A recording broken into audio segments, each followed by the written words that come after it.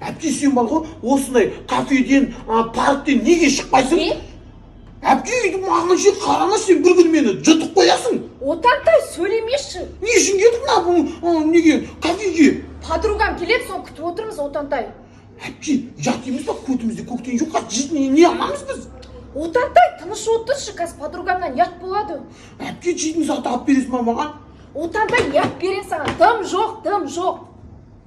Әпке, онда мен кеттім, түсін ба, мен сол жеу үшін келдім ғой, мен кеттім, мен іздеме вообще бар ғой, мен кеттім, мен Құмаш, Отантай, айдалада қайда барасың? Қалай сонда қандыз? Алдында екеуміз осы дұрыс таныса алмай қалдық па? Кімсің сен, танымадым ғой. Сен бір мазасың бар десің, жүдә мазасы қақтасың. Сағынсаң келеді қазір. Келатыр, тал. Мама, анау бар ғой, менің әпкем бар ғой, вообще кафеге маған ешнәрсе алып бермеймін дейді ғой. Әпкем ұрсып жатыр маған, мама, үйге барғаннан кейін жаның шығашы, жарайды мама.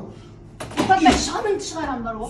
Сіздің кесіріңізден білесіз ба, менің аяғым ауырды ма, кроссовкам қызып тастады мен. Отантай, саған біреу кет деді ма? Кет деді ма? Өзіңізді ғой кет деп мен аяғым ауырып кетті ғой. Отантай, подругамнан ұят болады, тыныш отыршы. Подругамыздан ұят болса, не үшін маған бір нәрсе алып бермейсің? Маған тәтті нәрсе.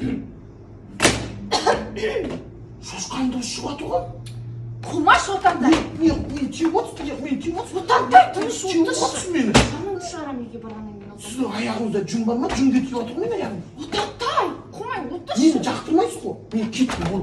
Мен кеттім, мен ертең бар ғой. Мамаң айтам, сен жаның шығарсың ғой. Кеттім мен.